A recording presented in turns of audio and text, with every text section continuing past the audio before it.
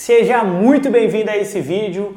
Hoje eu vou responder uma pergunta muito interessante. Muita gente me pergunta assim, a CTC maior é melhor? Ou seja, quanto maior a CTC é melhor? Quanto menor a CTC é melhor? Por que será que quando a minha CTC é maior eu preciso colocar mais calcário? Ou será por que quando a CTC é menor eu preciso colocar menos calcário? Tudo isso eu vou responder a partir de agora.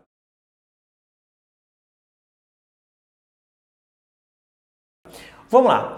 Quando a gente fala de CTC, entenda a CTC como a CTC total, beleza? Nós temos a CTC efetiva, tá? Nós temos outros tipos de CTC que nós não vamos falar neste vídeo. A intenção é falar sobre a CTC total, que é um dos parâmetros mais importantes para a calagem. Nós vamos falar sobre ela. Vamos por definição. A CTC total ela é a quantidade total de cargas negativas que o solo poderia apresentar se o pH fosse 7.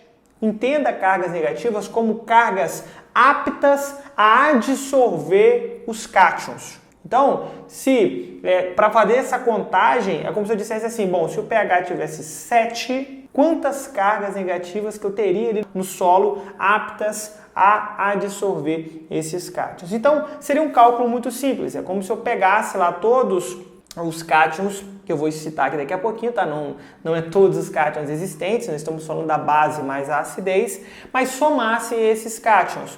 Que cátions são esses? A soma de base, que é cálcio, magnésio e potássio, e em algumas regiões também o sódio, não vamos entrar nessa discussão aqui, algumas regiões consideram sódio, outras não, mais hidrogênio e mais alumínio. Então, cálcio mais potássio, mais magnésio, mais hidrogênio e mais alumínio. Então, somando isso tudo, seria minha CTC. Então, quando eu levo para o laboratório, faço a soma total desses cátions retido nas cargas negativas do solo, né? No caso aqui, os colóides, é sempre bom ressaltar isso, porque quando a gente fala em cargas negativas, existem vários tipos de cargas negativas diferentes, mas nós estamos falando das cargas negativas que são aptas a dissolver. Por isso que eu estou batendo bastante nessa tecla para que você entenda. Então, quando eu somo isso tudo, eu vou ter o meu valor de CTC. Tá? Então é muito simples, é lógico, quando você pega uma análise de solo, é só você verificar a letra T maiúscula, ela vai estar lá CTC total. Tá? Então, ou seja, é só se você somar tudo. Vai lembrar também que nem todos esses elementos vão estar aí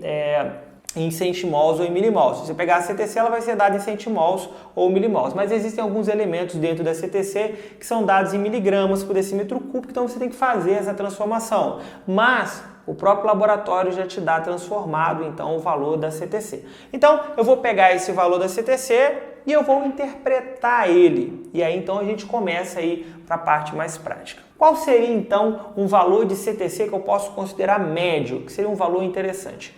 O valor de CTC seria entre 4,5 a 10 centimols por decímetro cúbico. Tá? Esse seria aí um valor médio de CTC, que eu posso considerar, ó, tá na média aqui a minha CTC. Tá? Estou dando em centimol, mas se fosse para o milimol é só você multiplicar por 10. Abaixo de 4,5 eu considero como CTC baixa, tá? E acima de 10 eu considero como CTC alto. O que isso vai influenciar? Vai influenciar de diversas formas. Tá? A primeira forma é quanto aí o poder tampão do solo, né? Que é a capacidade que o solo tem de modificar aí algumas estruturas, de, por exemplo, modificar o pH do solo. Quando eu faço uma calagem, por exemplo, qual a força que esse solo tem de segurar para não deixar com que haja ali aquela correção, aquela mudança de pH. Então, quanto mais baixo for a CTC, ou seja, abaixo de 4,5, quer dizer que o poder tampão do solo ele tende a ser mais baixo. E aqui entra uma questão importante. Poxa, então quer dizer que CTC baixa, eu vou precisar de menos calcário? Exatamente. Quando a CTC ela é mais baixa, a gente precisa de menos calcário. Por quê? Porque o solo resiste menos à mudança de pH. Então é por isso que ele dá um valor menor. Tanto é que se você for utilizar, por exemplo, o cálculo de saturação por bases, por exemplo, você vai ver que você vai pegar lá saturação por bases, né? Você pega lá o V2 menos o V1 ou VE menos VA, multiplica pela CTC e divide pela PRNT. Estou dando o cálculo direto, sem levar em consideração o cálculo de QC, tá? De quantidade de calcário. Mas enfim, então ou seja, você multiplica pela CTC. Então é lógico que nesse cálculo, quanto maior for a CTC, maior vai ser a quantidade de calcário. É por isso que esse cálculo é feito dessa forma. Então, quanto mais para baixo tiver a CTC, menos calcário eu vou precisar utilizar. Por quê?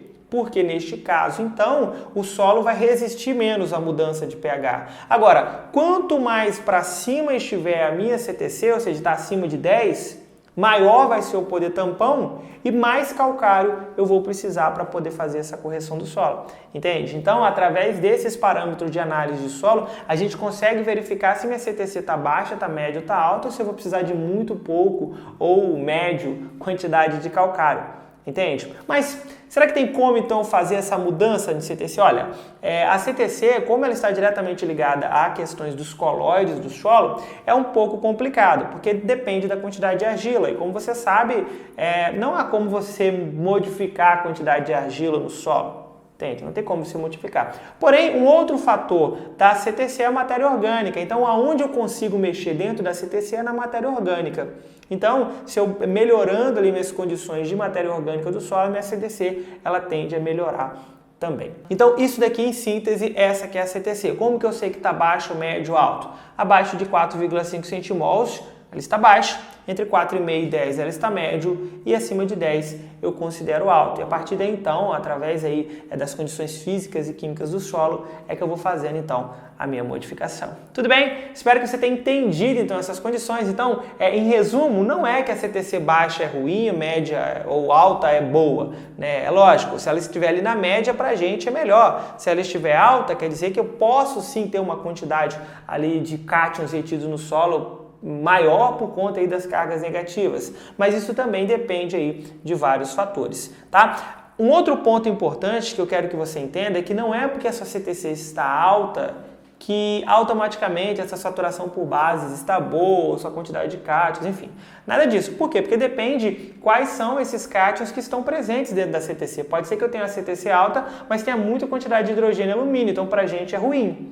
Ok? Então, para a gente é ruim. Então, se minha CTC está alta, mas a maior parte da CTC ela é composta pelos cátions bases, então, show de bola. Então, a minha CTC ela está sendo muito bem aproveitada. Então, é muito importante que a gente entenda aí essas questões. Em resumo, CTC, cálcio, magnésio, potássio, em alguns casos sódio, mais hidrogênio, mais alumínio. O que vai dizer que se a minha CTC ela está em condições boas ou não é a quantidade de bases que estão preenchendo ali a minha CTC. Tudo bem? Espero que você tenha entendido. Se você gostou desse vídeo, então eu peço que você curta, que você compartilhe esse vídeo para o máximo de pessoas o possível. Não deixe de se inscrever também no nosso canal para que o YouTube ele te avise todas as vezes que lançarmos aula nova aqui no YouTube. Acredite, toda semana tem conteúdo novo.